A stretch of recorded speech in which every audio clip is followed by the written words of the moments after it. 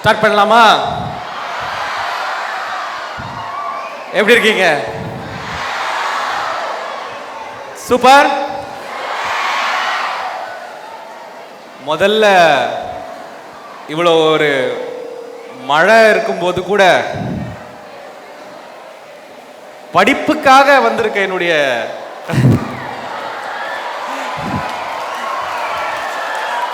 ஸ்டூடெண்ட்ஸுக்கு என்னுடைய வணக்கம்.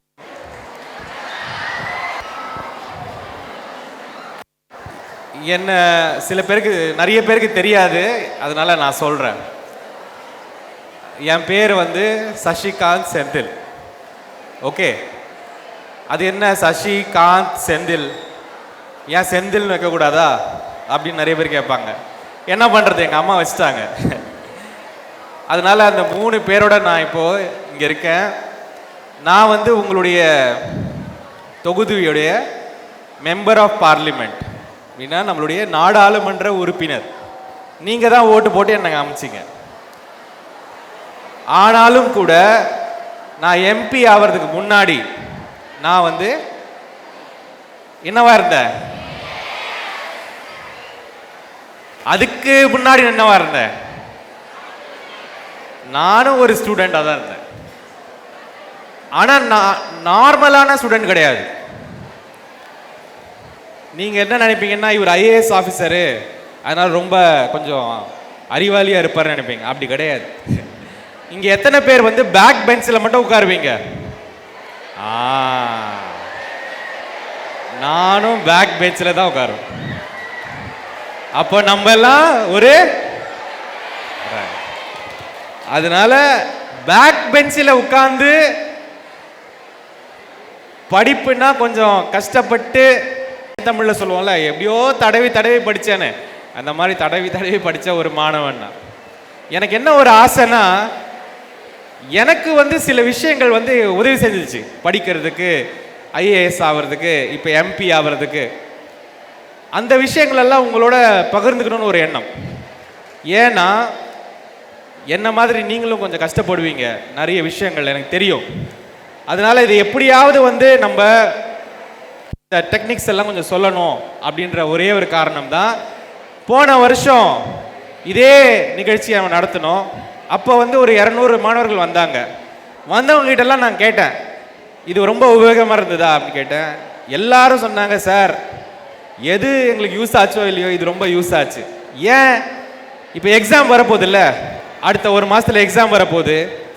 எக்ஸாமுக்கு முன்னாடி எப்படி இந்த எக்ஸாமில் நாங்கள் கொஞ்சம் நல்லா மார்க் வாங்கணும்னு சொல்லி கொடுத்த ஒரே ஆள் நீங்கள் தான் சார். நாங்கள் அதனால் எக்ஸாமுக்கு முன்னாடி எப்படி டெக்னிக்காக படித்து மார்க் வாங்கணும் அப்படின்றது தான் இன்றைக்கி தலைப்பே. அதனால் நான் முழுமையாக படிப்பு பற்றியோ இல்லை நீங்கள் எவ்வளோ நல்ல பிள்ளையாக இருக்கணுன்றதை பற்றியெல்லாம் பேச போகிறது கிடையாது. ஆனால் எக்ஸாம் முன்னாடி எப்படி நம்ம படிக்கணும், என்ன படித்தா எப்படி ஞாபகம் இருக்கும் அப்படின்றது மட்டும்தான் இன்றைக்கி நம்மளுடைய நிகழ்ச்சியுடைய மெயின் கருவே. யூஸ்ஃபுல்லாக இருக்குமா? Okay, good. ஸோ நான் கொஞ்சம் என்னை பற்றி நான் சொல்லிடுறேன். என்னுடைய வாழ்க்கையிலேயே நான் ஐஏஎஸ் எக்ஸாமை தவிர வேறு எந்த எக்ஸாம்லேயும் நல்ல மார்க் வாங்கினது கிடையாது. எப்போ பார்த்தாலும் ஒரு 50 மார்க் 60 மார்க் இப்படி தான் என்னுடைய ஆவரேஜ் ஸ்கோரே இருக்கும். நீங்கள் யோசிக்கலாம், எப்படி சார் இவ்வளோ 50 60 மார்க் வாங்கி நீங்கள் அங்கே போனீங்க அப்படின்ட்டு. அந்த டெக்னிக் தான் இன்றைக்கி நம்ம சொல்லித்தரப்போகிறோம். ஏன்னா நம்ம படிப்புன்றதை நம்ம எப்படி வச்சுருக்கோன்னா, மார்க் வாங்கிறது மட்டும்தான் படிப்பு அப்படின்ற மாதிரி ஒரு பிம்பம் இங்கே நம்ம உருவாக்கி வச்சுருக்கோம். அதனால நம்ம ஆரம்பிக்கிறதுக்கு முன்னாடியே நமக்கு 1000 ப்ரெஷர் இருக்கும். வீட்டில் ப்ரெஷர் இருக்கும், ஸ்கூலில் ப்ரெஷர் இருக்கும், எல்லா பக்கத்தில் இருந்தும் போர்டு எக்ஸாமில் எவ்வளோ மார்க் வாங்க போகிற, 10th ஸ்டாண்டர்டில் எவ்வளோ மார்க் வாங்க போகிற, +2ல் எவ்வளோ மார்க் வாங்க போகிற, எந்த குரூப் சேர போகிற, இதே ப்ரெஷர் தான் 10ஆவதுலேருந்து. நானும் 9th 10th எல்லாத்துலேயுமே ஆவரேஜ் தான். அப்புறம் நான் 12ஆவது படிக்கும்போது எனக்கு ஒரு அங்கிள் ஒரு சில விஷயம்லாம் சொல்லி கொடுத்தாங்க.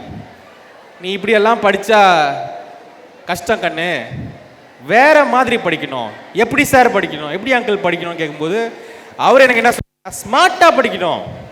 ரொம்ப ஹார்ட் ஒர்க் பண்ணுறது அப்படின்றது நம்ம எல்லாருமே சொல்லுவாங்க ஹார்ட் ஒர்க் பண்ணணும், ஹார்ட் ஒர்க் பண்ணணும், ஹார்ட் ஒர்க் பண்ணணும்.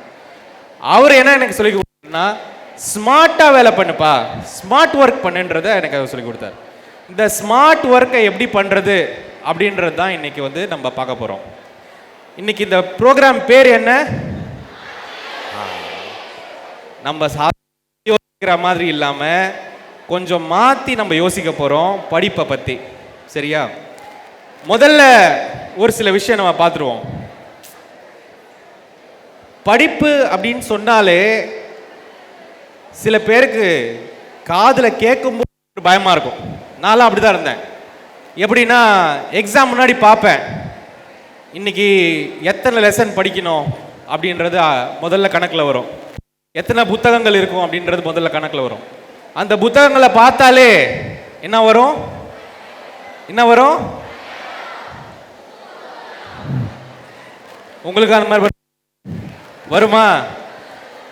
எல்லாம் நம்ம நினைச்சிருப்போம், நீங்க நல்லா படிக்கணும், நம்ம காலையில இருந்து சாயங்காலம் வரைக்கும் ஹார்ட் ஒர்க் பண்ணணும்னு நினைப்போம்.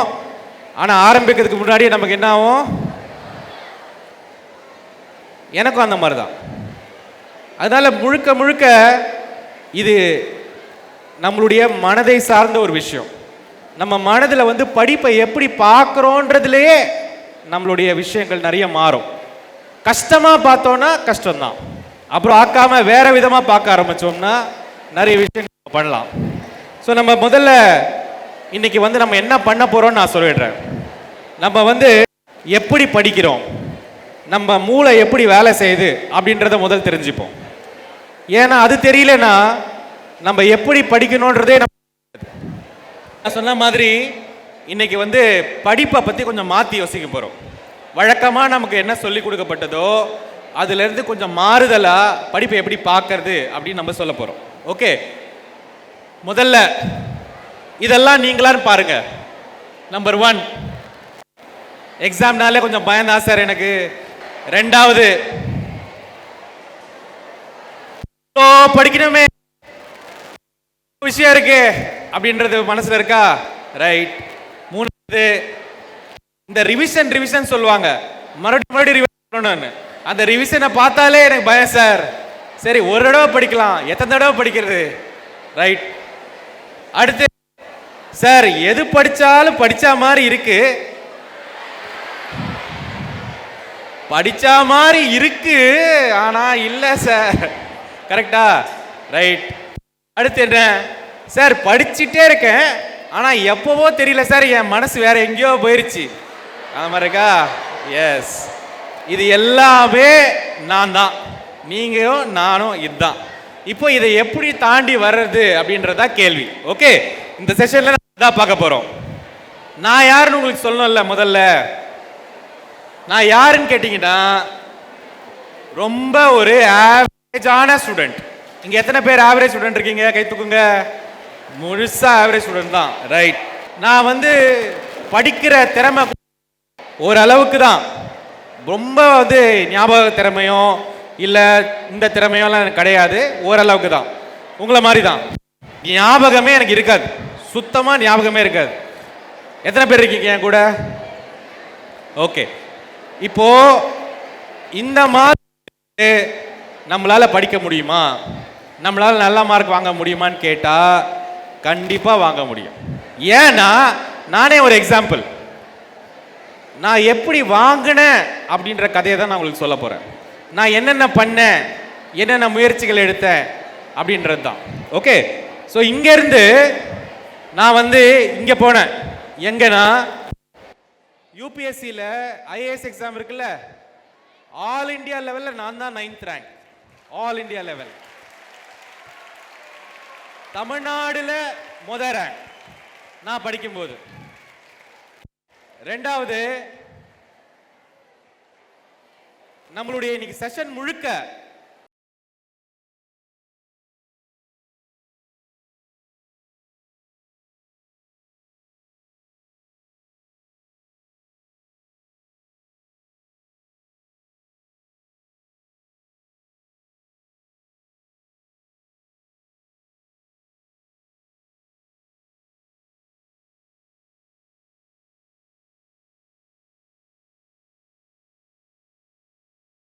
ஓகே, ஸோ இந்த மாரல் ஆஃப் த ஸ்டோரி என்ன? இன்னைக்கு செஷனோட மாரல் ஆஃப் த ஸ்டோரி என்னன்னா, என்னால் இது பண்ண முடியும்னா உங்களாலையும் பண்ண முடியும். சில டெக்னிக்ஸ் மொத்தம் நம்ம கற்றுக்கணும், சரியா? நான் 2-3 டெக்னிக் மட்டும் உங்களுக்கு சொல்லி தருவேன். இதுதான் moral of the story. If I can, you also can. Okay, all நம்ம பண்ண வேண்டிய விஷயங்கள் சில டெக்னிக்ஸை கற்றுக்கிட்டா போதும். Okay, right. முதல்ல இதுக்கு நம்ம தெரிஞ்சிக்க வேண்டிய விஷயம், முதல் பார்ட் நம்ம செஷனோட என்னன்னா, நம்மளுடைய பிரெயினோட ஸ்டோரி என்ன அப்படின்னு நம்ம. ஏன்னா அடிக்கடி என்ன சொல்லுவாங்க, இவனுக்கு மூளையே இல்லை. எங்க வீட்டில் வந்து எனக்கு அடிக்கடி சொல்லுவாங்க, மூளையே இல்லையாடான்னு கேட்பாங்க. ஸ்கூல்லையும் கேட்பாங்க, ஏன்டா எவ்வளோ தடவை படித்தாலும் ஞாபகம் வர மாட்டேங்குது, உனக்கு மூளையே இல்லையா? இந்த மூளையோடைய கதை என்ன அப்படின்றது தான் இன்னைக்கு நம்ம பார்க்க போகிறோம். இந்த மூளை என்பது நம்ம நினைக்கிற மாதிரி சாதாரண விஷயம் கிடையாது, பயங்கரமான பவர்ஃபுல்லான மிஷின் அது. இப்போ நம்ம எல்லாம் வந்து நினச்சிருப்போம், நம்மளுடைய இருக்கிற மூளையோடைய முழு மூளையை நான் உபயோகப்படுத்தி படிக்கிறேன் சார். கண்டிப்பாக கிடையாது. நீங்கள் இருக்கிறதுலே மோஸ்ட் கிளவர் பர்சன் எடுத்துக்கோங்க, அந்த கிளவர் பர்சனும் தன்னுடைய மூளையோடைய 5% கூட யூஸ் பண்ணது கிடையாது. இதுதான் சயின்ஸ். அப்போ இன்னும் 95% மூளையை நம்ம உபயோகிச்சோம்னா நிறைய விஷயங்கள் பண்ணலாம். ஆனால் இதில் ஒரு சீக்ரெட் இருக்கு. நிறைய பேர் என்ன பண்ணுவாங்க, ஒரு காலத்தில் புத்திசாலித்தனம் அப்படின்னா என்ன அப்படின்னு ஒரு பெரிய கேள்வி இருந்தது. நிறைய பேர் என்ன சொல்லுவாங்கன்னா, யாருக்கு ஞாபக சக்தி ஜாஸ்தியாக இருக்கோ அவன் புத்திசாலி அப்படின்றத நிறைய பேர் சொல்லிட்டு இருந்தாங்க. அதுக்கப்புறம் கொஞ்ச நாள் அப்புறம் என்ன ஆச்சுன்னா, யார் மேக்ஸ் நல்லா போடுறாங்களோ அந்த பையன் தான் புத்திசாலி, அந்த பொண்ணு தான் புத்திசாலின்னு இருந்தாங்க. அப்புறம் ஒரு காலத்தில் யார் வந்து புலவர் மாதிரி தமிழெல்லாம் நல்லா எழுதுறாங்களோ அவங்க தான் புத்திசாலி நம்புனாங்க. நீங்கள் பார்த்தீங்கன்னா அந்த காலத்துலலாம் புத்திசாலி யாருன்னு பார்த்தா புலவர் தான் புத்திசாலி. அப்போ இந்த புத்திசாலித்தனமே ஒரு காலத்துக்கும் மாறிக்கிட்டே வருது. இன்னைக்கு காலகட்டத்தில் யார் புத்திசாலின்னு கேட்டால், யார் வந்து எமோஷ்னலாக ஸ்ட்ராங்காக இருக்காங்களோ, யார் வந்து எல்லா விஷயத்துக்கும் அடாப்ட் ஆகிறாங்களோ அவங்க தான் புத்திசாலின்னு சொல்கிறாங்க. அதுக்கு எமோஷ்னல் இன்டெலிஜென்ஸை கொண்டு வராங்க. அப்போது நம்ம புரிஞ்சிக்க வேண்டிய விஷயம் என்னென்னா, நம்மளுடைய மூளைக்கு வந்து நிறைய கெப்பாசிட்டி இருக்குது, ஒரு கெப்பாசிட்டி மட்டும் கிடையாது. இங்கே எத்தனை பேர் நல்லா பாடுவீங்க? ஓகே, எத்தனை பேர் நல்லா பாட்டு கேட்பீங்க? அப்படியா? எத்தனை பேர் நல்லா மேக்ஸ் போடுவீங்க? பா, இவ்வளோ பேர் இருக்கீங்களா? சரி, எத்தனை பேர் ஸ்போர்ட்ஸில் சூப்பராக இருப்பீங்க? Very good. இப்போ ஒரு காலத்தில் இதெல்லாம் ஒரு புத்திசாலித்தனம் இல்லை. ஆனால் இன்னைக்கு காலகட்டத்தில் நீங்கள் நல்லா பாடினீங்கன்னா உங்களுக்கு மியூசிக்கல் இன்டெலிஜென்ஸ் இருக்குன்னு சொல்கிறாங்க. நீங்கள் நல்லா மேக்ஸ் பண்ணீங்கன்னா நீங்கள் வந்து மேத்தமேட்டிக்கல் இன்டெலிஜென்ஸ் இருக்குன்னு சொல்கிறாங்க. நீங்கள் நல்லா ஒரு விஷயத்துக்கும் ஒரு இன்டெலிஜென்ஸ் வந்துருச்சு இன்னைக்கு. அப்படின்னா நம்ம என்ன அப்படின்றத நம்ம முதல்ல நல்லா புரிஞ்சுக்கணும். நம்ம என்ன அப்படின்றத நம்ம நல்லா புரிஞ்சுக்கணும். ஸோ இந்த பிரெயின் இருக்குல்ல, இந்த பிரெயினோட ஸ்டோரி வந்து பயங்கரமான ஸ்டோரி. இது ஒரு சூப்பர் ப்ராசஸர், பயங்கரமான ப்ராசஸர். இது ப்ராசஸரை பற்றி நம்ம சரியாக புரிஞ்சுக்கிட்டாலே போதும், நீங்கள் பல விஷயங்களை நல்லா பண்ணலாம். ஸோ முதல்ல இந்த பிரெயினோட ஸ்டோரி நம்ம புரிஞ்சுப்போம். பிரெயினில் வந்து 2 பகுதி இருக்கு, right brain, left brain. Right brain என்ன பண்ணும், லெஃப்ட் பிரெயின் என்ன பண்ணும்? Logic, words, list, number, analysis, academic, இது எல்லாம் சேர்ந்தது தான் லெஃப்ட் பிரெயின். எத்தனை பேர் மேக்ஸ் நல்லா போடுவீங்க? நீங்கள்லாம் லெஃப்ட் பிரெயினில் நல்லா வேலை செய்கிறீங்கன்னு அர்த்தம், சரியா? ரைட். ரைட் பிரெயின் என்ன பண்ணும்? Sound, rhythm, colour, day dreaming. Day ட்ரீமிங்னா என்ன? அப்படியே யோசிக்கிறது, அப்படியே எதையோ ஒன்று யோசிச்சுட்டு உட்கார்றது. அப்புறம் எமோஷன், இது எல்லாமே right brain. Left brain mathematics, right brain arts. எத்தனை பேர் பாட்டு நல்லா கேட்பீங்க, பாடுவீங்க? நீங்கள் எல்லாமே ரைட் பிரெயினில் இருக்கீங்க. லெஃப்ட் பிரெயின், ரைட் பிரெயின் ரெண்டுமே பவர்ஃபுல்லான விஷயம். ஆனால் நம்ம என்ன பண்ணோம்னா, படிப்பு எப்பவுமே லெஃப்ட் பிரெயினை தான் யூஸ் பண்ணுறோம். லெஃப்ட் பிரெயினை யூஸ் பண்ணும்போது என்ன ஆகுது, மேக்ஸு, வேர்ட்ஸு, இந்த மாதிரி விஷயங்கள்லாம் வரும்போது, யார் நீங்கள் ரைட் பிரெயின் ஸ்ட்ராங்காக இருக்கீங்களோ உங்களுக்கு எல்லாம் அது கஷ்டமாகவே தோணும். அதே மாதிரி லெஃப்ட் பிரெயின் ஸ்ட்ராங்காக இருக்கிறவங்களுக்கு ரைட் பிரெயின் விஷயங்கள் கொஞ்சம் கஷ்டமாக தோணும். ஆனால் சில சமயம் நம்மளுடைய சிஸ்டமில் என்ன பண்ணிடுவாங்கன்னா, ரைட் பிரெயினில் ஸ்ட்ராங்காக இருக்க ஆளை வந்து உனக்கு மூளையே இல்லைன்னு சொல்லிடுவாங்க. என்ன சொன்னாங்க நிறைய பேர், உனக்கு மூளையே இல்லை. ஏன் மூளையே இல்லை? அது. ஆனால் பாட்டு நல்லா வரும், ஆனால் நல்லா படம் வரைவேன். ஆனால் அதுக்கு வந்து எனக்கு ரெக்கக்னிஷன் கிடைக்காது. எனக்கு என்ன கிடைக்கும்னா, நீங்கள் வந்து லெஃப்ட் பிரெயினில் சரியாக வேலை செய்யலை, அதனால நீ வந்து புத்திசாலி இல்லைன்னு சொல்லுவாங்க. யாருமே அப்படி நம்பிடாதீங்க. உங்களை யாராவது புத்திசாலி இல்லைன்னா எந்த புத்திசாலித்தனம் இல்லை அப்படின்றத கேளுக்கணும். ஏன்னா உங்களுக்கு ஒரு புத்திசாலித்தனம் இருக்கு. நீங்கள் ரைட் பிரெயின் ஹெவியாக இருந்தீங்கன்னா பாட்டு பாடுவீங்க, பிக்சர் வரைவீங்க, நிறைய விஷயங்கள் பண்ணுவீங்க, ஆர்டிஸ்டிக்காக இருப்பீங்க, எமோஷனலாக இருப்பீங்க, பயங்கரமான இமேஜினேஷன் இருப்பீங்க. அதனால உங்களுக்கு அந்த இன்டெலிஜென்ஸ் ஜாஸ்தி. ஸோ இப்போ ஸ்மார்ட்னஸ் என்ன? ஸ்மார்ட்னஸ் என்னன்னா, நம்ம எந்த இடத்துல ஸ்ட்ராங்காக இருக்கோமோ அதை உபயோகப்படுத்தி படிக்கணும். அவ்வளோதான் விஷயமே. புரிஞ்சுதா? நம்ம எதில் ஸ்ட்ராங்காக இருக்கோமோ அதை உபயோகப்படுத்தி படிக்கணும். நீங்கள் கேட்கலாம், எப்படி சார் மேத்தமேட்டிக்ஸை வந்து நான் பாட்டு வச்சு படிக்கிறது? படிக்கலாம், அதுதான் விஷயம். இன்னைக்கு சொல்லி இதை தான் நம்ம இன்னைக்கு பார்க்க போகிறோம்.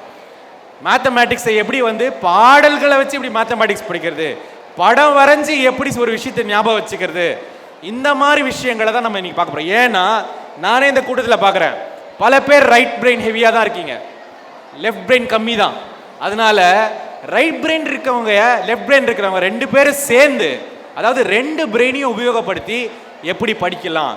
அப்படி படித்தோம்னா பல விஷயங்கள் நமக்கு ஞாபகமாக இருக்கும், மறந்துடாது. ஓகே, ஸோ யூசிங் போத், ரெண்டு பிரெயினையும் உபயோகப்படுத்தி நம்ம படிக்கும் பொழுது இந்த ரைட் பிரெயினும் லெஃப்ட் பிரெயினும் ஒருத்தருக்கு ஒருத்தர் ஹெல்ப் பண்ணிப்பாங்க. ஓகே, இது எப்படி பண்ணுறது அப்படின்றத நம்ம கொஞ்ச நேரத்துக்கு அப்புறம் பார்ப்போம். ஓகே, இது புரிஞ்சது இல்லை? ஸோ அதனால் நீங்கள் வந்து you can think better, remember more and recall instantly. இந்த மெத்தட்ஸை நீங்கள் கற்றுக்கிட்டீங்கன்னா நல்லா திங்க் பண்ணலாம், நிறைய ஞாபகம் வச்சுக்கலாம், நிறைய ரீகாலும் பண்ணலாம். ஆனால் அந்த மெத்தட்ஸை நம்ம தெரிஞ்சுக்கணும். இதெல்லாம் புரிஞ்சுதா? எதுவும் கன்ஃபியூஷன் இல்லையே? ரைட். ஓகே, அப்போ இவ்வளோ ஒரு ஃபேண்டாஸ்டிக் பிரெயினாக இருந்தால் படிக்கும்போது என்ன பிரச்சனை வருது அப்படின்ற ஒரு கேள்வி வருது. சார், நீங்கள் சொல்கிற மாதிரி பிரெயின் வந்து பயங்கர மைக்ரோ ப்ராசஸர் ஊன்லாம் சொல்கிறீங்க, ஆனால் படிக்கணும்னு உட்காரும்போது வரமாட்டேங்குதே சார் அப்படின்னு ஒரு கேள்வி வரும். 3 பிரச்சனை நமக்கு. மொதல் பிரச்சனை என்ன? Reluctant learner. அதாவது படிக்க போகணும்னு நினைச்சாலே நம்ம கொஞ்சம் ஒரு மாதிரி வலி ஏற்பட ஆரம்பிக்கும். ஐயையோ 5 ஹவர் உட்காரணுமே அப்படின்னு ஒரு மாதிரி வலி ஏற்படும். அப்போ படிப்பு எங்கேயோ ஒரு இடத்துல ஒரு வலிக்கிற ஒரு விஷயமாவே நமக்கு சின்ன வயசுலேருந்து வந்துருச்சு. ஏதோ ஒன்று கஷ்டப்பட்டு நம்ம பண்ணணும் அப்படின்றதே நம்ம மைண்டில் வந்துருச்சு. அதனால அதை பற்றி யோசிக்கும் போதே நமக்கு கஷ்டமாகுது. இப்போது நான் வந்து உங்களை டெய்லி வந்து காலையில் எழுந்து இந்த வீடு முழுக்க நீ கூட்டி பெருக்கி அதை துடைக்கணும் அப்படின்னு சொன்னால் அதை 2 நாள் பண்ணுவேன், 3ஆவது நாள் பண்ணுவேன், 4ஆவது நாள் எழுந்துக்கிறதுக்கு முன்னாடியே நம்ம உடம்பு வலிக்குமா இல்லையா? அதான் படிப்பு கூட என்ன ஆகுதுன்னா, படிக்கிறதுக்கு முன்னாடியே நமக்கு இது ரொம்ப கஷ்டம் அப்படின்ற ஒரு எண்ணம் நம்ம மனசுக்குள்ளே இருக்கு. அந்த எண்ணமே நம்மளை வந்து படிக்கிறதுக்கு முன்னாடி தள்ளாது. 2வது, படிக்கிற டெக்னிக்கும் பழசு. எப்படி புக்கை வச்சுக்கிட்டு 1 ஹவராக சொன்னதையே திருப்பி திருப்பி திருப்பி திருப்பி சொல்லி சொல்லி சொல்லி சொல்லி சொல்லி பார்க்குறது. அந்த 1 ஹவருக்கு அப்புறம் வெளியே வந்தது உடனே அது மறந்துடும், அது என்னன்னே நமக்கு ஞாபகம் இருக்காது. இருக்கா? 2 ஹவர் உட்காந்து மாங்கு, சில பேர் பார்த்தீங்கன்னா இப்படி புக்கை வச்சுட்டு இப்படி ஆடிக்கிட்டே இருப்பாங்க, மாங்கு மாங்கு மாங்குன்னு படிப்பாங்க. 1 ஹவருக்கு அப்புறம் ஒன்றுமே ஞாபகம் இருக்காது. ஆகுதா? ஸோ நம்ம படிக்கிற டெக்னிக்கே பழசு. இந்த பழைய டெக்னிக்கை வச்சுட்டு இன்னைக்கு புது சப்ஜெக்ட்லாம் படிக்க முடியாது, ரொம்ப கஷ்டம். 3வது, நமக்கு சில டிஸ்ட்ராக்ஷன்ஸ் எல்லாம் நிறைய ஜாஸ்தி. அதாவது இன்னைக்கு காலகட்டத்தில் மொபைல் ஃபோன் எது வந்தாலும் டிஸ்ட்ராக்ஷன். படிக்கணும்னு உட்கார்ந்தாலும் நமக்கு சில டிஸ்ட்ராக்ஷன் ஆரம்பிக்குது. அதனால் இந்த டிஸ்ட்ராக்ஷன் எல்லாம் சேர்ந்து நம்மளை படிக்க விடாமல் தடுக்குது. ஸோ படிக்க விடாமல் தடுக்கிற 3 விஷயம் இது. ரிலக்டன்ட் லேர்னர், படிப்பினாலே ஒரு வலின்ற ஒரு விஷயம். 2வது, நம்மளுடைய பழைய டெக்னிக், நம்ம யூஸ் பண்ணுற டெக்னிக் எல்லாம் பழைய டெக்னிக். 3வது, நமக்கு இருக்கிற மென்டல் பிளாக் இல்லாமல் நமக்கு நடக்கிற டிஸ்ட்ராக்ஷன். இதெல்லாம் சேர்ந்து நம்மளை படிக்க விடாமல் செய்யுது. ஓகே, ஆனால் நம்ம பிரெயின் வந்து செமையான பிரெயின். எல்லாருக்கும் சொல்கிறேன், ஒரு ஆள் விடாமல். முட்டை மார்க் வாங்கினாலும் எக்ஸாமில் உங்கள் பிரெயின் வந்து அருமையான பிரெயின் தான். ஆனால் அதோடைய கெப்பாசிட்டி வேற. அந்த கெப்பாசிட்டி மேத்தமேட்டிக்ஸ் இல்லை, அந்த கெப்பாசிட்டி ஆர்ட்ஸில் இருக்குது, அந்த கெப்பாசிட்டி சாங்கில் இருக்குது, அந்த கெப்பாசிட்டி ஸ்போர்ட்ஸில் இருக்குது. அப்போ இந்த ஆர்ட்டு, சாங்கு, ஸ்போர்ட்ஸு இதை வச்சு எப்படி இந்த மேத்தமேட்டிக்ஸை படிக்கிறதுன்றது தான் டெக்னிக். நீங்கள் அதை கண்டுபிடிச்சிட்டிங்கன்னா உங்களுடைய பிரெயினை வச்சே நீங்கள் வந்து எல்லா விஷயங்களையும் ஞாபகம் வச்சுக்கலாம், நல்லா ஸ்ட்ராங்காக இருக்கலாம். இந்த விஷயம் புரிஞ்சுதா நான் சொல்றது? ரைட். இந்த ரிலக்டன்ட் லேர்னர்னு சொல்லல, வலினாலே படிப்பினாலே வலிக்குதுப்பா அப்படின்ற மாதிரி அவங்களுடைய பிரச்சனைகள்லாம் என்ன? முதல் பிரச்சனை, சார் இந்த டெக்ஸ்ட் புக்கை பார்த்தாலே பயங்கர ஹார்ட் டெக்ஸ்ட் புக் சார். என்கிட்ட நிறைய பேர் சொல்லுவாங்க, சார் இந்த 12ஆம் கிளாஸ் டெக்ஸ்ட் புக்கை பார்த்தாலே சார் அதை திறக்கும் போதே எனக்கு தூக்கம் வருது சார். இருக்கா? அது திறக்கும் போதே, இந்த கெமிஸ்ட்ரி புக்கை திறக்கும் போதே ஒன்றும் புரிய மாட்டேங்குது சார் அப்படின்லாம் நிறைய பேர் இருக்காங்க. எனக்கு அந்த மாதிரி பிரச்சனைகள்லாம் வந்திருக்கு. திறக்கும் போதே எனக்கெல்லாம் தூக்கம் வரும். அந்த மாதிரி text books are very hard. ரெண்டாவது, படிக்கிறது வந்து ரொம்ப வேலை சார். படிக்கிறது வந்து ஜாலியே கிடையாது சார், ரொம்ப வேலை சார். அதுக்கு பதிலாக ஒரு 2 யூடியூப் போட்டால் ஜாலியாக இருக்கும், ரீல்ஸ் பார்த்தா ஜாலியாக இருக்கும். இது ரொம்ப கஷ்டமான வேலை சார் அப்படின்ற ஒரு எண்ணம். மூணாவது, எல்லாத்தோட ஒரு பிரச்சனை, படிக்க கூட செஞ்சிடலாம் சார், அதுக்கப்புறம் இவங்க டெஸ்ட் வைப்பாங்க, அப்புறம் இந்த டெஸ்ட்டில் எவ்வளோ மார்க் வாங்கினேன்னு கேட்பாங்க, அப்புறம் நம்மளே மார்க் வாங்கல, சரி நீ மக்குன்னு சொல்லுவாங்க. இதெல்லாம் எனக்கு பயம் சார், அதனாலே எனக்கு இது பிடிக்காது சார் அப்படின்னு நிறைய பேர் இருக்காங்க. என்னுடைய நிறைய ஃப்ரெண்ட்ஸு எக்ஸாம் மட்டும் எழுத வர மாட்டாங்க, படிப்பாங்க, எல்லாம் பண்ணுவாங்க. எக்ஸாம்னா அப்படியே ஓரமாக அந்த பக்கம் போயிடுவாங்க. ஏன்? எக்ஸாமுக்கு வந்து அந்த எக்ஸாமை எழுதி அதில் மார்க் கம்மியாக வந்து அதுக்கப்புறம் வீட்டுக்கு போனோடனே இதில் ஏன் நீ கம்மியாக வாங்கின அப்படின்ற கேள்வி கேட்குறது. ஸோ இதனால எதுக்கு படித்து எதுக்கு ஃபெயில் ஆகணும்? இதனாலே நான் படிக்காமல் நிறைய பேர் இருப்பாங்க. ஏன்னா நான் படித்து ஃபெயில் ஆனேன்னா என்ன சொல்லுவாங்க, படித்து ஒன்றும் மண்டையிலே ஏறல பாருவாங்க. அதுக்கு பதிலாக நம்ம பசங்க என்ன பண்ணுவாங்கன்னா ஒரு டெக்னிக் வச்சுருப்பாங்க. என்ன டெக்னிக் அது? அப்படியே அமைதியாக நீ வந்து படிக்காமல் உட்காந்துட்டோன்னா, ஏன் நீ ஃபெயிலாக போனேன்னு கேட்டால், நான் படிக்கவே இல்லை சார், படிச்சிருந்தா பாஸ் பண்ணியிருப்பேன். நான் இந்த மாதிரி நிறைய பண்ணுவேன், இந்த வேலைலாம் நிறைய பண்ணுவேன். ஐஏஎஸ்ல ஏன்டா நீ ஃபெயிலாக போனேன்னு கேட்டால், இந்த தடவை நான் சரியாக ப்ரிப்பேர் பண்ணலங்க, அடுத்த தடவை பாஸ் பண்ணேன். ஏன்னா நான் படித்து ஃபெயிலாக போனேன்னு சொன்னேன்னா அது ரொம்ப அசிங்கமாக இருக்கும்ல, அதனால சும்மா படிக்கவே இல்லைன்ட்டு நானே படிக்காமல் இருந்துருவேன். இந்த மாதிரி நிறைய விஷயங்கள் நம்மளை வந்து படிப்புலேருந்து தூரம் தள்ளிக்கிட்டே இருக்கும்.